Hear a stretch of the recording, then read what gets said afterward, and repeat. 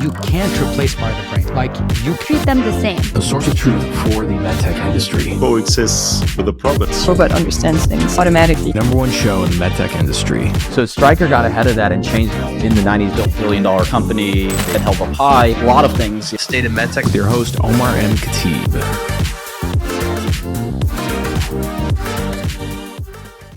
Hey everybody, welcome back to the show. One specific area of medtech that I've gotten a lot more interested in is in the world of cardiac, right?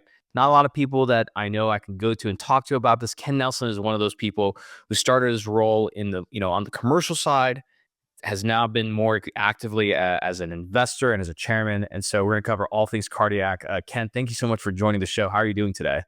Doing well, Omar. Thanks for having me on the show. Absolutely. Absolutely.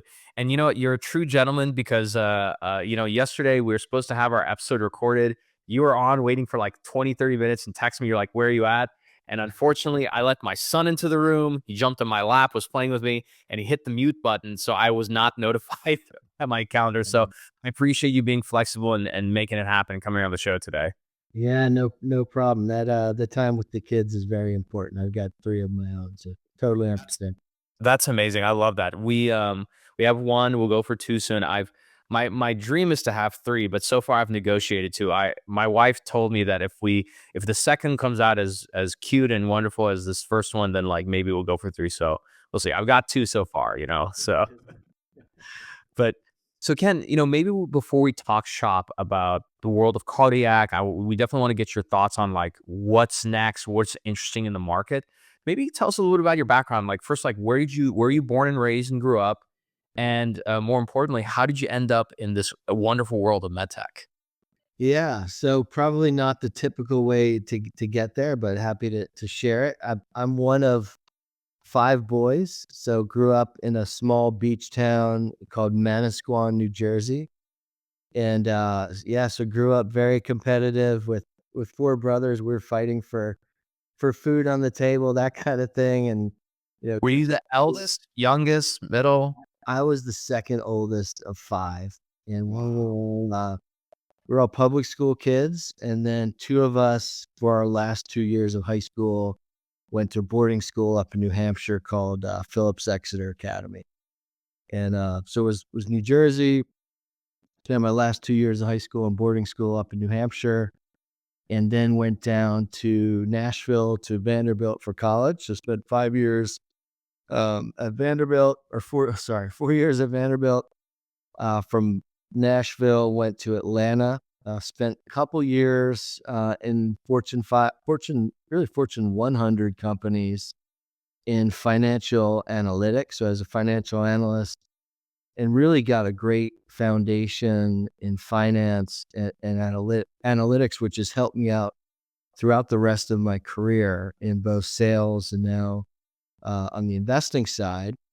And really the life-changing event that got me into cardiac devices was 9/11. I grew up with New York City being my city, would go up into the towers for different holidays or birthdays. And my grandmother took my 4 brothers and I up there all the time. And so when 9/11 happened, I remember I was in Atlanta. I had helped start a software company, and I was the finance and operations guy. And, was one of maybe 10 people in the company. And remember watching the first tower had been hit, second tower, watched it get the plane fly in, live stream, and just thought kind of in those moments of all of that happening, what am I doing in a cubicle? And do I really want to spend the rest of my life in a cubicle doing this kind of work? And I just felt like I needed to be more connected to making a difference. And when I started thinking about things I could do to make more of a difference and feel like I was making a difference, I talked to my older brother who was in healthcare sales, and he talked about looking at cardiac and orthopedics. And so I really dug into both of those. And when I found out what an implantable pacemaker was and what an implantable defibrillator was, I got somewhat obsessed with wanting to go work for one of those companies. At the time, it was Guidant Medtronic, St. Jude, and Biotronic. So those are the four players in that space. And so I basically did everything I could to get into one of those companies. I got into Guidant on the finance side, and I had put a 5-year personal and professional plan together over a number of weeks, and part of that plan was to get into one of those device companies, get into sales leadership, and my plan was within 5 years to become a regional sales manager. I think not having been in sales, having no sales experience, and being naive to the fact that it was difficult to get those types of sales jobs really helped me. I think if I had known how hard it was, I probably would have been intimidated by it. But because I wasn't in sales, I hadn't tried to get a sales job in medical devices, and specifically in cardiac rhythm management, that helped me. And so that was my plan, and got into Guidant. Guidant gave me my first shot. And on the finance side is how I got in. Everybody told me nobody transitions from finance into sales. Don't get your hopes up.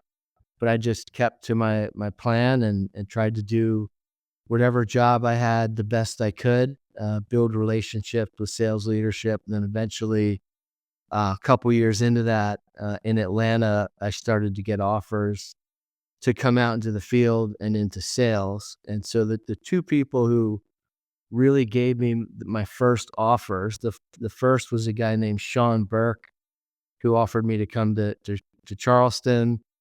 And Sean now runs sales for Boston Scientific Cardiac Rhythm Management nationally, or for the U.S., maybe globally. And then Roger Owens out of Dallas. And so my wife was from Dallas, and so I ended up, and pregnant at the time, and so I ended up moving to Dallas in 2005, and that was my first sales job with Guidant, which eventually got acquired by Boston Scientific, and just basically moved up the ranks from there. Got into sales leadership a couple years later. So it took me 5.5 years to get into sales leadership, but at the time, I think there were 85 regional sales managers in cardiac rhythm management for Guidant, and then Boston Scientific. And I think if I remember correctly, I was the youngest regional sales manager in the country at that time. So pretty happy with how that all turned out. And so that's kind of where I started, and happy to kind of fill in some of the blanks, or kind of what happened next. Yeah. And it's really impressive to hear that background, just because, I think med device is, I mean, it's a very competitive world, very competitive to get in. I always feel that there are some inflection points in our industry, and one of them was in the 2000s, where you have a big boom in biotech, and intuitive surgical starting to take off. And I feel like those are some like days where a lot of well-known names and leaders were like essentially made. I want to go back to your time at Boston Sci. I think this was while you were at Guidant, but you won multiple times this very prestigious sales award called the Spot Award. Can you tell us a little bit about that and what that meant? So that was basically recognizing people who were the best in their position. And I have to say, people like Roger Owens and Doug Knock were great mentors and leaders. And just in general, the leadership at Guidant is really what I've based all of my the companies I've led since then. And that was really the foundation of what I've based every other culture for every other company I've worked at on. It was just a tremendous company with great leadership, great culture. And those particular awards, they were given out to people who are the best in their position. And I got that as a field clinical rep, and then I got that award as an area business manager as well. So it was really just I just lucked out that that's where I ended up first in medical devices, and that's become the foundation for everything else I've done since then. And we all get lucky along the way, having good mentors, and having benefited from good mentors. Now I try to become that mentor, and help as many people as I can along the way. Yeah, I love that you say that. Just kind of digging into that. I think that our industry is very big on this idea of like apprenticeship and mentors. If you kind of look back at your time as a up and coming salesperson, Mhm. and then soon to be like commercial leader, who are some mentors that really had an impact on you? What kind of things did they tell you that sort of made you who you are today? I mean, even just giving me that, taking that risk and giving me that shot when I had no pure sales experience. That started with Rob Ellens and then kind of went on to Doug Knock, who was the divisional VP. Those guys, or at least Doug, ended up being the one who recruited me to run sales and marketing for iRhythm, which at the time was a very small startup. St. Jude, which is now Abbott, they were making an investment in iRhythm. iRhythm wanted somebody to lead sales and marketing, but also build that partnership with St. Jude Medical, their leadership and their sales team. And because I'd been in CRM and knew people that had gone over there, I just kind of knew that part of the electrophysiology world. That relationship and that partnership really helped us get our initial volume, our initial awareness, our initial adoption, which drove the initial success of iRhythm. So I helped launch that product, get our initial volume really to cross that chasm, so to speak, of very little volume to significant volume, and really getting the key opinion leaders across the country on the electrophysiology side, but also the cardiology side, using the technology. And that all stemmed from a mentor who recommended me for this other role to lead iRhythm. And iRhythm is now, one of the top two players in the cardiac digital health remote monitoring space. Yeah, and shout out to Quinn and his team over there. They had some really exciting news this week. I think they got something cleared to the FDA, I believe, correct? They did, yeah. So they got their new, or not new, but the updated ZO-AT, the real time cardiac monitor. They just got some clearance on that, which will I think help them a lot going out into the future and really go after that real time monitoring space. Historically, they've been the market leader in non real time extended patch monitoring, and now they've got a viable product to go after the mobile cardiac telemetry, or real time cardiac monitoring business. Amazing. Yeah, that's really, really exciting. Looking at your background, so from iRhythm, you went on to be a VP of sales at Biotelemetry, which was acquired by Philips, and your chief commercial officer over at Barty, then head of digital health at Biotronic. And so, you're one of the few people that I know of that has such deep, deep, deep roots during the boom years of cardiac. And now you're still active as a commercial leader, but more so as an investor. Something, if you don't mind me asking, there is a transition point when you start off as an employee in the industry, you're kind of moving along, and then you have some kind of win or inflection point where you can choose to become an active investor, right? What Mhm. was that point for you? What was going through your mind? Because sometimes when people get, a little bit of money from a certain exodus or something, they decide to kind of sit back on their laurels. One thing I love about our industry is that a lot of people use that to sort of level up and get more involved and have greater impact. Well, what period of your career did that happen? And walk us through that a little bit. Sure. No, I appreciate you asking that. So I was fortunate enough to build the teams, the cultures, and in some cases the infrastructure, and launch all the patch products for what have become three of the four biggest players globally in cardiac digital health and remote patient monitoring. The first was iRhythm, which eventually went public. The second was Biotelemetry, which I initially helped them get profitable, bring their share price from $2 a share to 50. They eventually got acquired by Philips in a really significant acquisition of 2.8 billion. And then went to Barty Diagnostics. I got recruited by Paula Violette, the ex COO of Boston Scientific, who'd led Great to, guy. yeah, He dude, was, Paul. yeah, he's been a guest on the show. Yeah, yeah, yeah. again, another mentor or somebody I see as a mentor, and he's really someone who was just a tremendous board member, really impactful, and someone who I looked up to as a board member. And I try to emulate a lot of the things that he did as a helpful board member now that I'm a board member. And so Paul was great. Paul was the one that recruited me to Barty. And so, having that experience, and Barty went on to get acquired by Hillrom / Baxter, after I helped build that team and really turn that company around. They were not a successful startup when I came in. I had to really, unfortunately, evaluate the team that they had, which was a great group of people, great group of salespeople for an implantable device company, but not a great group of salespeople to commercialize a diagnostic services company, and had to replace a lot of those people with a different sales rep profile, which ultimately was successful. We turned that company around. 3 years later, we were doing 20,000 patients a month, 30 million in revenue. And after earnouts, we sold it for 375 million in cash up front.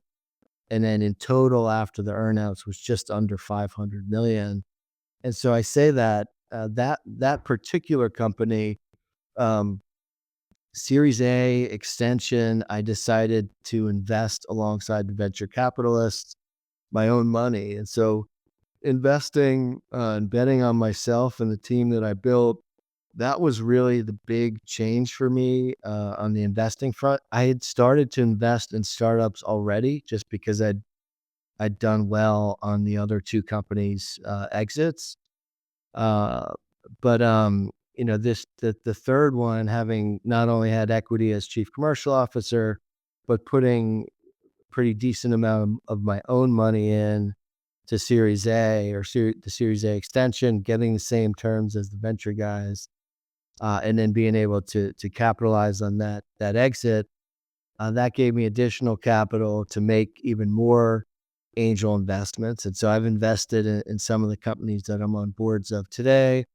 And now I've got a pretty decent portfolio of a handful of venture funds, but also a number of companies that I've either invested in or gotten equity as a board member. So I've got a pretty decent portfolio of mostly cardiac and some neuro startups that I'm invested in. And so I've become, over time, an angel investor, and now more recently started a venture fund called the MedTech Advantage Fund, along with Paul Grand, who's the CEO and founder of MedTech Innovator. MedTech Innovator is the biggest medical device and digital health startup accelerator globally. We also have Chris Neal and Patrick O'Neill as the other two general partners. And we're raising that fund really to be a fund that invests exclusively in MedTech Innovator alumni companies. So, because we're still raising that fund, I can't say a ton about it just because of the rules and regulations about raising a fund in a public forum, but that will be investing exclusively in MedTech Innovator alumni companies. Hey, Omar, I lost you on the volume there. Can you still hear me? Oh yeah, I can hear you. I didn't muted my mistake. No, something I was gonna ask is before we dive into the fund, I kind of want to go back just because I feel like these are very like pivotal moments for like investors. Yeah. When you decided to invest some of your own money into some early stage companies, and respect to you in the sense that you're able to be ahead of not just being a typical angel investor, but getting the same terms as the venture guys. Mm-hmm. What was, did we married at the time? Do you have kids? What was going on in your personal Yeah. life at that time? Because you had a lot of discipline to say, I'm going to hedge a bet, and a big one, because it's a very risky thing, and you turned out to be right. And so I always like to see sort of the background of an investor, what that sort of built them up to who they are today. Yeah, well, I'll tell you, iRhythm, I launched that product at, the initial significant sales in that company, commercialized it. I should have made significantly more money on that company. I didn't exercise all of my options and didn't capitalize on that IPO as best I could. And when you miss out on, well into the seven, eight digits of dollars that you could have gotten, and I did okay, but when there's a lot more money that you missed out on, you don't want to do that again. And then when I went to biotelemetry, and I did very well there, and made more money than I thought I would make, going into that company. You never know what's going to happen, but did really, really well on that one. And so I said, all right, I built I built the teams that built the two biggest players in this space. If I'm going to go in and disrupt this space a third time, I've already done this twice. I put in the time and effort to do this twice. I'm going to bet on myself. And so I took that gamble on myself and the team that I'd put together. And when you put the time and energy that I would had put into building these companies, and I put a lot of blood, sweat, and tears into building those first two, and you learn a lot. You make mistakes along the way, but then you start to get a good feel for what works and what's successful. And when I saw the clinical data and the head-to-head data that they had for the Barty patch, I knew in my heart that I could get the awareness out there. I could get the adoption out there because it was a more accurate and a better product. And that's exactly what happened. I built the story around it, the why behind why Dr. Barty built the technology and why he started the company with his own wife, wearing, I think it was 10 different external monitors, had a couple implanted monitors, and none of them could really see her P wave very well, the atrial part of her rhythm. And so she eventually died of a rapid arrhythmia at the age of 52 or 53. Gus Barty started Barty Diagnostics a year to the day after her death. For me personally, in that time right before I joined Barty Diagnostics, my own father-in-law had died of sudden cardiac death, really out of nowhere. And it was a situation where, like many of us, he refused to go see a doctor. He wouldn't go see a doctor. So the only thing I could really get him to see what was going on with him was an AliveCore monitor. And this was Thanksgiving 2016, when I remember sitting with him at my wife's grandmother's house and showing him how an AliveCore worked. I had one on the back of my iPhone, and showed him how it worked. I ended up buying them for both my parents, both of her parents. Hers were in Texas, mine were in New York and New Jersey. So I had mine mailed to my parents. Ours I had home, I had wrapped. I forgot to bring it to their house on Christmas, and unfortunately he died 10 days after Christmas of sudden cardiac death. And so I've never forgotten that. And really that was a moment of, man, there's just so much work we have to do still. When I built the teams that built the two biggest players in the space, and also spent 10 years in cardiac rhythm management, pacemakers and defibrillators, and to have my own family member die when really there's no reason for that. They should have been diagnosed. They should have gotten a defibrillator, and at least in my head, they'd be alive today. And so that was one of the reasons that really drove me to want to get the Barty patch, awareness of it and adoption of it, and build a team to do that. And that's exactly what we did. And 2 years or 3 years later, we were the second biggest player in non-real-time patches after iRhythm. And I think having the really strong why about why we were doing what we were doing, and building a team that was really focused on raising awareness and driving adoption around that why and that mission really helped the success. And having launched the patch products for iRhythm, biotelemetry, and Barty. We did it faster than anyone had done it before, and I can tell you that because I did it in the other two biggest players in that space. The only one I didn't launch the products for was Preventus, and Preventus was a company that we tried to combine with Barty at one point before they got acquired by Boston Scientific. So spent a lot of time with that company as well, and very passionate about where the patch space is going. And so it's fun to see, however many years later, it's a multi-billion-dollar industry, and we've diagnosed so many millions of patients now at this point, which have gone on to get ablations, pacemakers, defibrillators, and other procedures. Yeah, thank you for sharing that. I can't imagine like how visceral that feeling must have been, and it kind of explains why you're so bullish and dedicated to investment in this space. I want to talk a little bit more about that, especially as it relates to the MedTech Advantage Fund. So if we, and actually here, let me, to make it easier for our audience who loves watching these episodes on Spotify and YouTube. Believe it or not, a lot of our audience watches these on Spotify, which I was shocked to see. But I'm going to bring up a report. This is from John Norris and his team over at HSBC. They put together this amazing report. I always reference it on the state of healthcare and medical financing. So we're looking at essentially all venture deals from 2023. If we scroll down here to med device VC investment by indication, we have neuro being the top at 1.3 billion with 43 deals. We have imaging, surgical.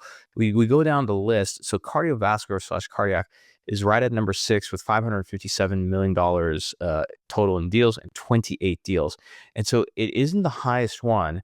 And so tell me a little bit more why are you bullish on this sector? Do you feel like, at least when I see this, I feel like that means that there's still a lot of opportunity for innovation and investments to be deployed. For an LP who might be listening or a family fund, of all the different areas in medtech that they can invest in, like why cardiac? Give us a little bit more insight on that. I mean, this is just one particular year. If you look back at some of the other things I talked about, biotelemetry got acquired by Philips for $2.8 billion in 2021, and Barty got acquired for almost $500 million by Hillrom in different years. So that's just one particular year. I think there's tons of great emerging cardiac companies now that are on the brink of getting acquired or getting pretty sizable investments and investment rounds. So I think as you see these companies that were doing individual monitoring on just arrhythmias, so just ECG, now you see multi-parameter vital signs monitoring companies. One of those companies, which I'm biased, but I also look at everything in the space, is a company called Smart Cardia out of Switzerland that I think has really high potential. And then you see companies like Cardiacare, where I'm chairman. It's a company coming out of Israel that has a watch that can detect arrhythmias, but more importantly and more disruptively, it can treat atrial fibrillation and the premature atrial contractions that lead up to atrial fibrillation through neuromodulation stimulation. So there's just really cool innovation that's emerging right now, and I think you'll see over the next few years significant dollars flowing into the cardiovascular space. So I think you'll see that number rise significantly over the next 3 to 5 years. Yeah, that's interesting to hear. And I think at least when I think about it, sort of a non-obvious indicator as to like where a lot of innovation and investment is going towards is that I always like to see like, okay, what are the biggest companies on planet Earth doing? If you look at like Apple and Amazon and Google and stuff, a lot of the, like, at least when you look at Apple, a lot of the things that they focused on have to do with cardiac, like as it relates to the Apple Watch. And, even actually, it's funny, like I'm wearing a Whoop right now. And so this is kind of a stretch, but then I believe one of the main reasons people adopt a Whoop is not necessarily for the fitness tracking, but it's really for heart rate variability. And so there's more consumer interest in these sort of modalities. For you, is there certain I know you love all your babies, but Yeah. if there's are there certain indications in cardiac where you feel there's a higher chance for disruption, like a certain pathological indication, something where you're like, you know what, the technology and innovation in this one specialty or one indication has not improved in the last 10 or 20 years, and there's an opportunity to disrupt that. Is there such a thing? Yeah. So, I get asked to join a lot of boards, and in the last year and a half, I've been asked to join, a pretty good number. And I've been very selective about the companies I join. So the small number of companies that I have joined their boards, I'm extremely passionate about. There's a couple that I think have the chance to really disrupt a space and change the standard of care. One in particular is CardiaCare, which is a watch that will treat AFib non-invasively. And so if you think about a non-invasive treatment of an arrhythmia, On screen, by the way, while you kind of yeah, it's a total game changer. We have Dr. Vivek Reddy, who in my opinion is the top electrophysiologist in the world, who's leading the post-ablation study. So there's two indications. One is to treat paroxysmal atrial fibrillation, and we currently have a study that's happening right now on the paroxysmal AF. And then the second indication is to use it and post-ablation patients. And so you think about this as potentially being the new standard of care for paroxysmal AF or early onset of AF patients. And then if the watch doesn't work, then you go on to use drugs and then eventually get an ablation. And then any patient that has an ablation, this could be used post-ablation as a standard of care to prevent the atrial fibrillation from coming back. He said he's really excited about that, and that the physicians we have that have gotten involved in the studies and involved the company really feel strongly that this could change the standard of care in the treatment of AF, but also is a nice product that can also diagnose the AF just like your Apple Watch. I'm excited. Something that you pointed out. So what's interesting again for the audience to understand is that compared to let's say a smartwatch or something, this actually can treat Yes. arrhythmias.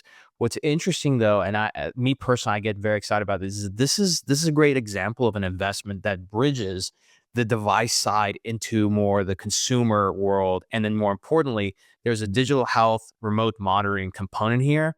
But the part that I think that makes this a potential home run is that there's this desire by the general public post COVID in non-pharmaceutical interventions. And I think that, this is a really great example of it, which is for patients before they get on pharmaceutical treatment or interventions that they're able to use one of these devices, you know? And so this is one of them. There's another company that's called Heartbeam. Yep, I got that up. And actually Heartbeam is publicly traded too, I believe, correct? Heartbeam's a public company, and Heartbeam, if you think about Great ticker, by the way. They got Beat, BEAT as a ticker. By the way, for those who are listening, Ken and I are not giving any financial advice. You should not listen to us because we're just two guys talking on a podcast. But if you're interested, you can go check out the stock. It's Beat, BEAT. So what does Heartbeat do? and just crazy coincidence, Beat the ticker. It's the ticker symbol for biotelemetry. That's amazing. That's amazing.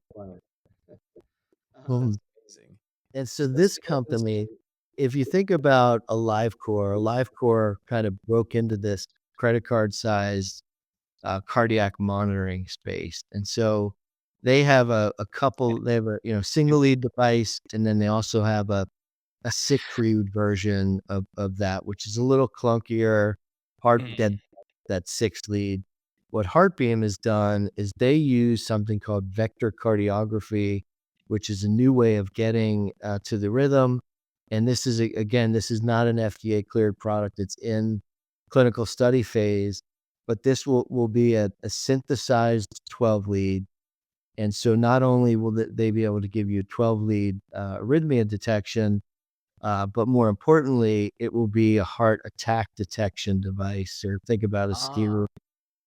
And so it takes AliveCore to a whole other level. So in my opinion, anybody who's got an AliveCore in their pocket would rather have this, because you not only do you get the electrical side of things, but you can look for heart attack.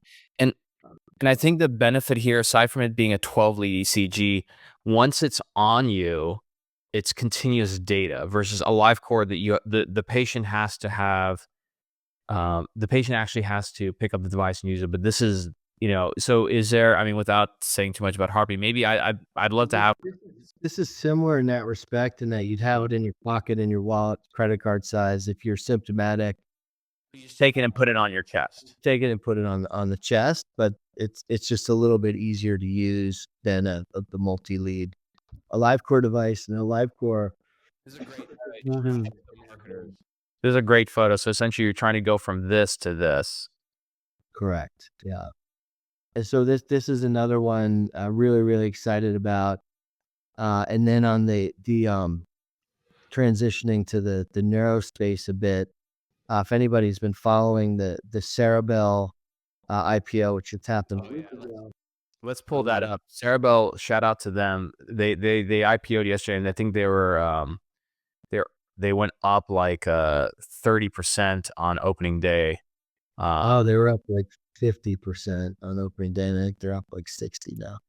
Really flat up. And so Epitel is a company that's coming right behind Ceribell. Or just, EPITEL. Here we go. It's another company that I'm on the board of, and they have so if you look at this, it's 4 patches, 2 on the front, 2 behind the ears. You don't have to shave the hair off the head. Interesting. It's not a helmet or something that's really unpatient friendly. If you look at the Ceribell device, very difficult to wear for a long period of time. It's only really approved for in-hospital, inpatient use, whereas the Epitel device is also approved for ambulatory, at-home, outpatient use in addition to inpatient, and can be low 30 days. So I think, and I feel very strongly about this, that this will be something that can take significant amount of share from Ceribell in the inpatient market, and then as a whole secondary market in the outpatient at-home use for longer term EEG or brainwave monitoring. Fantastic. Love it. A couple other companies I want to roll through real quick. One I think was is it Carex? Yeah, Carex is another great one. It's looking at point of care, looking at blood flow, and really just a really interesting company that uses advanced acoustic based diagnostics to really do an early and quick rule out in terms of significant coronary artery disease. So it's a product used on the interventional side, but also can be used in the emergency department. And this is currently, this is a public company, and this is currently on the market and being commercialized in the US and in Europe. Fantastic. And any other companies you wanna quickly roll through? And again, what I love about doing this with somebody like you, that this is the space that you live and breathe every single day. You're not kind of spread across multiple different areas, and so there's something to be said from an investment standpoint when we have like really disciplined focused within a specific niche. Because it becomes so much easier, and especially what I like, I have a bias towards investors who have commercial and operating experience, because then you can tell like how difficult is it going to be for them to go to market and actually get adoption. Because at the end of the day, I think there was a time, Ken, I wonder what you feel about this. I feel that there was a time, maybe it was like 5 or 10 years ago and longer, where you can come up with a great device, have some good clinical research done on it, get a little bit of traction, and then somebody will buy you out.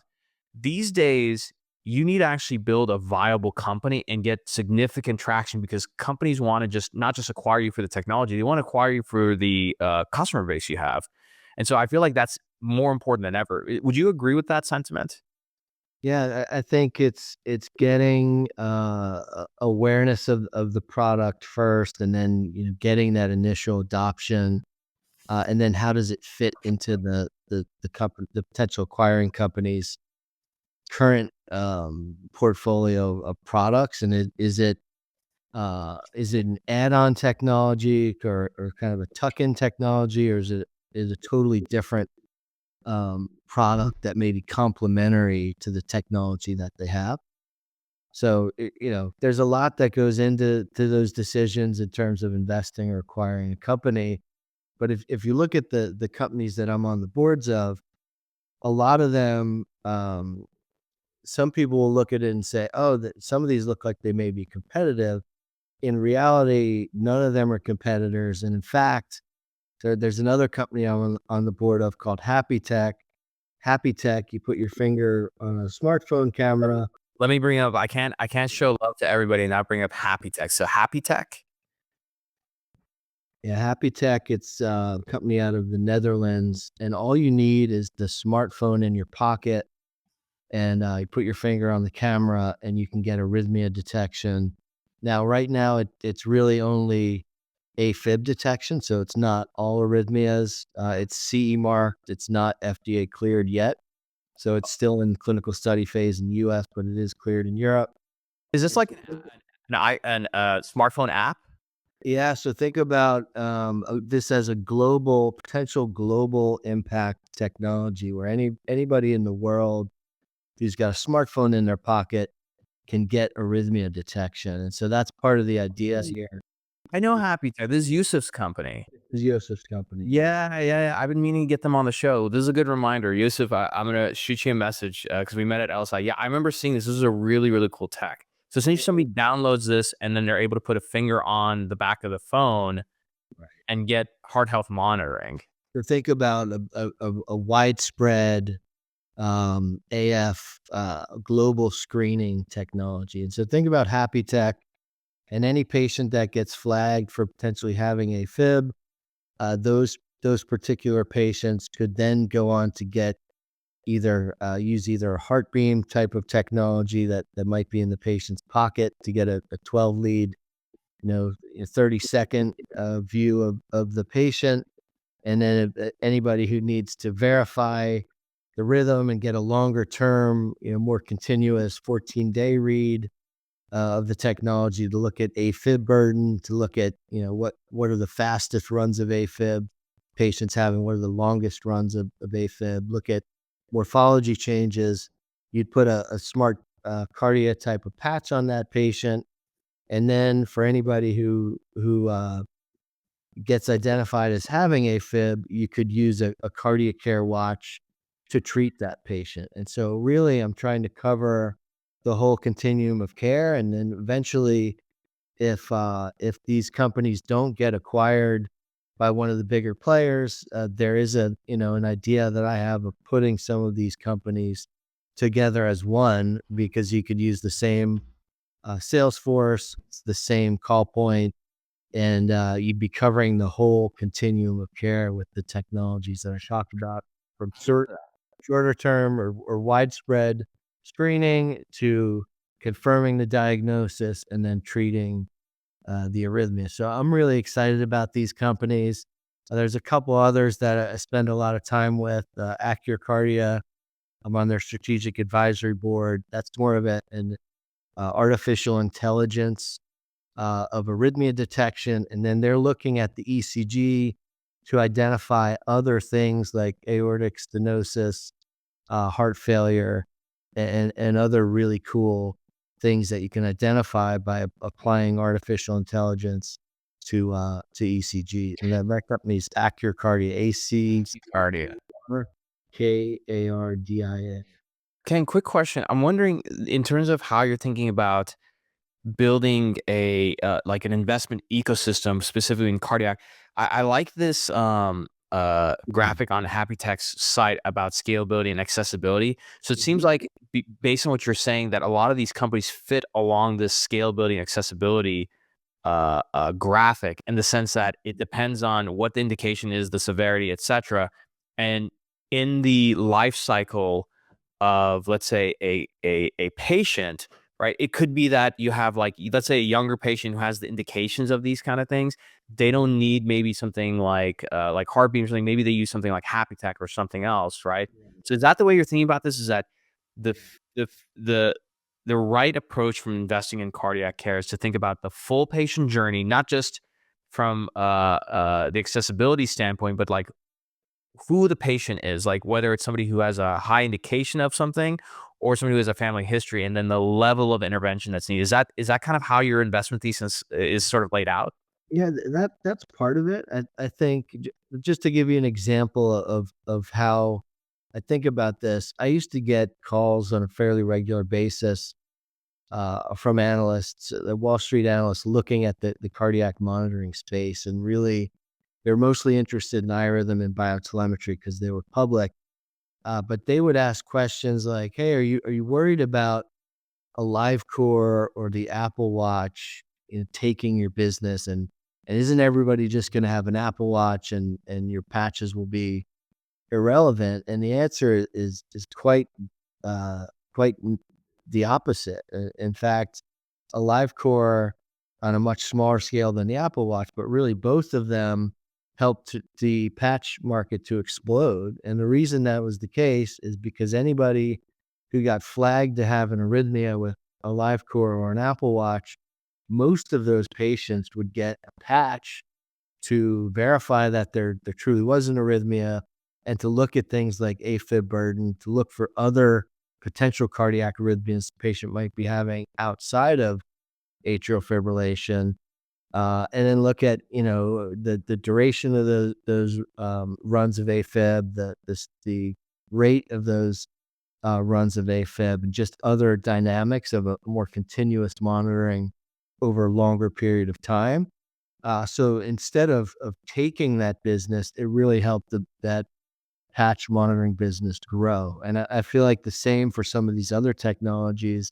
Happy Tech's the same thing. It'll be a feeder for some of these other patch type technologies. And then eventually, all those patients that are getting captured with atrial arrhythmias and AFib will be great for startups like Cardiac Care that are treating these atrial arrhythmias. So, when you look at that whole continuum of care, there's a place for all of these technologies. And to your point, there's a young person who wants to see the cardiac, what different activities they're doing, how that impacts their heart rate or potentially arrhythmias. An Apple Watch may be just fine, or a live core or Heartbeam might be the right products, but depending on what types of symptoms they're having, how often, and what their doctor tells them, they might, it might make more sense for them to have a Heartbeam device, or eventually get a smart cardia patch. But there's a place for all of these technologies. I don't think one replaces the other, but depending on the specific issues that person's having, there's a place for all these technologies. Plumber. It's confusing though, is these consumer grade products that are not clinical grade, and They're there not are medical those out there. Yeah, if they're not FDA cleared, and you don't know the sensitivity and the specificity of how diagnostically accurate they are for arrhythmia detection, it gets really confusing. And so I don't like the consumer products that are not really clinical grade. Yeah, and I think, in a no offense to some of the primary cares, or who are listening, but I think those consumer grade products, they're kind of like, if you're a regular person and you go to like your family practice physician, they can listen in and pick up like, oh, you know what, you have a arrhythmia. But for the Mhm. people who are at highest risk, right? The trick isn't catching the arrhythmia when it's very obvious, when like an average person like you and I can hear it. It's when you need a specialist and it's like very, very subtle, and you catch it extremely, extremely early. And that's why as you mentioned, I'm glad you mentioned that, which is the sensitivity of these devices. That's why you need medical grade medical device that's gone through the FDA and not just a consumer product. I will say this one favor I have to ask of you. I've become like obsessed with heart rate variability just because it's a good indication of longevity.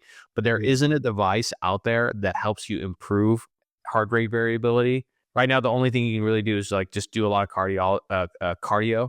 So if you come across early stage HRV device, I'm gonna be your first call. You got to call me. I want in on that one. So I'll do that. So and maybe that's a good like segue as we kind of wrap things up. And I appreciate you spending time. And I definitely want to have you back on. I'd love to have some of your portfolios companies come on here. But like with everything that's going on, if you project out like 5-10 years, like I know we covered a lot of exciting technologies now, but what do you feel like is kind of coming up next? What kind of has your interest? Yeah, so two boards that I'm on that get help give me access to some of the best of the best emerging innovation on the cardiac front. I'm on the innovation healthcare technology innovation advisory business advisory board for American Heart Association. They this year did a collaboration with MedTech Innovator on a heart and brain accelerator.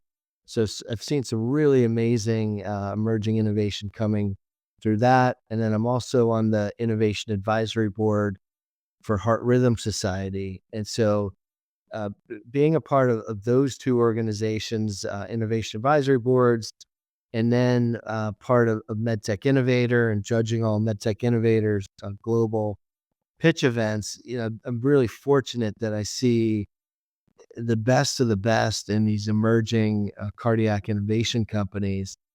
And so a couple things that I think you'll see in the next 3 to 5 years, you'll see companies that can do monitoring of more than one thing. So I mentioned smart cardia, being able to look at arrhythmia detection, but also other vital signs. And so you'll start to see more chronic condition management tools.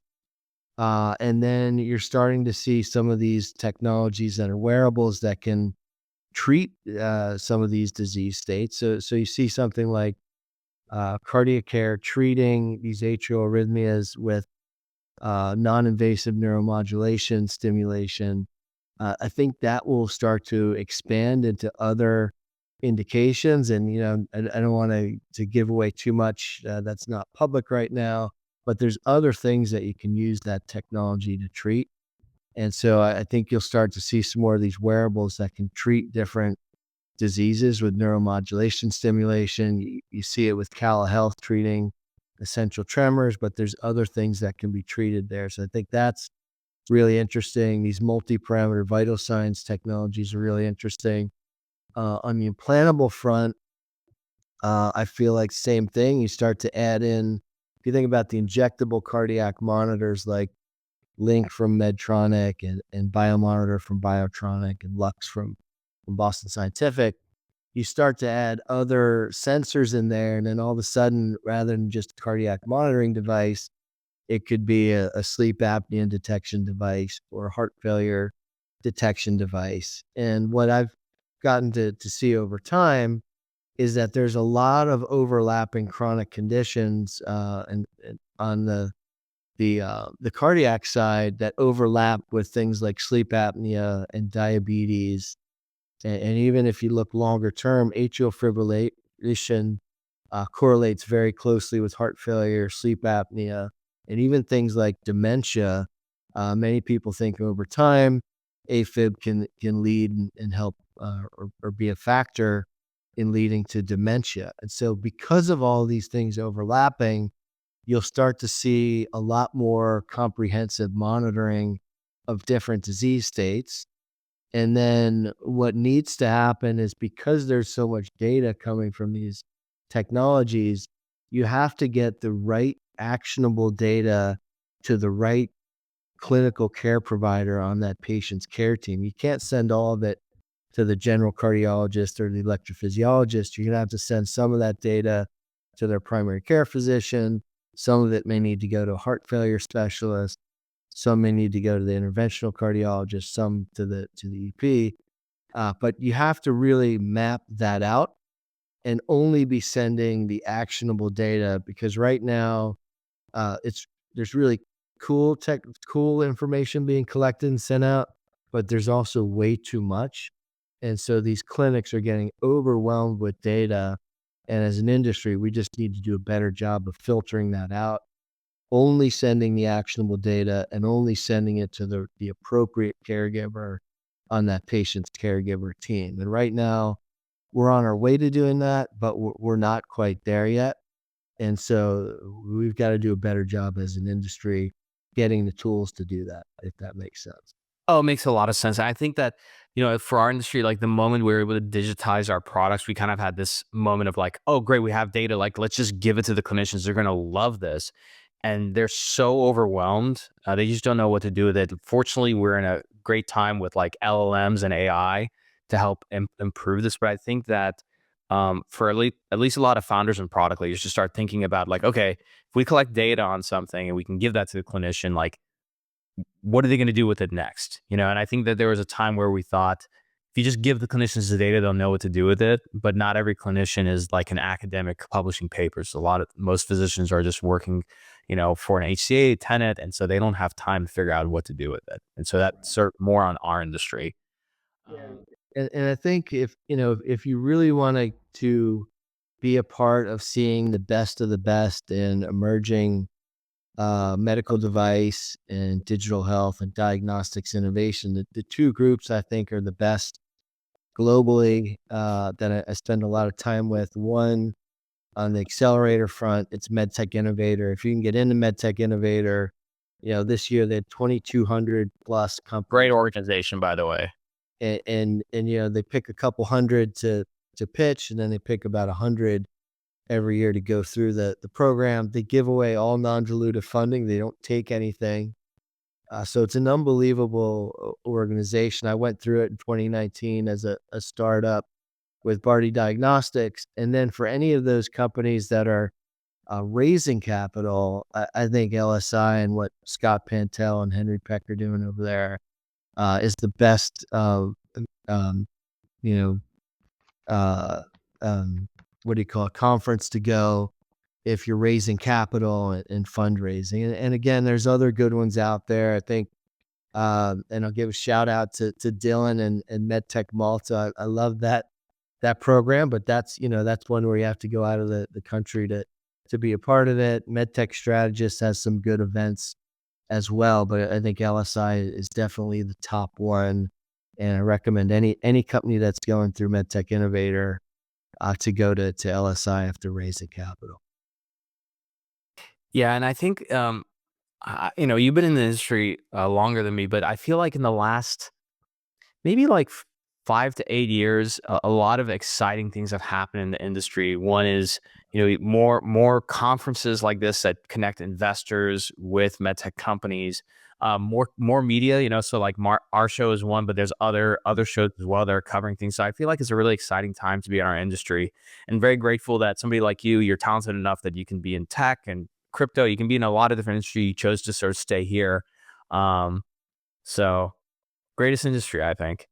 Yeah, and it's interesting how things happen. I came out of college, I was in corporate finance, and you take a terrible event like 9/11 that completely changed my career and changed my life, and I've been in cardiac ever since. And now remain extremely passionate about it and trying to help the companies that I get involved with and get really passionate about, help them raise awareness and drive adoption, and hopefully help them get to an exit here sooner rather than later. And so I appreciate you having me on the show, and love to talk about this stuff. So if you're interested in any of the portfolio companies and talking to them, would be great to have some follow-up discussions.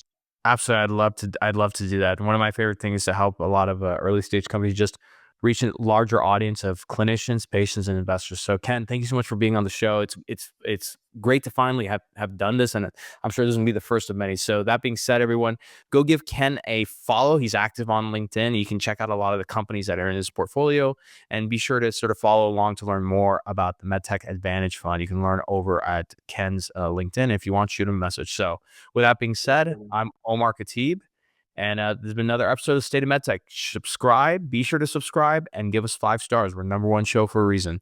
We'll see you all next time. Thanks for having me on, Omar. Appreciate it. My pleasure. Thanks for checking out this episode. If you want to do me a big favor and join so many other people who have helped grow this podcast, take a second and look below. If you're on Apple, give us 5 stars and write a short review. If you're on Spotify, just give us 5 stars. And if you're on YouTube, hit the like button. And most importantly, if you can, subscribe. We release so many different episodes that you may miss. Be sure to subscribe and turn your notifications on. You get extra points with me if you subscribe across all 3 channels. Thank you so much. And if you felt like this episode helped you, send this to somebody who'd really enjoy and appreciate it. Share and spread the love. We'll see you all next time.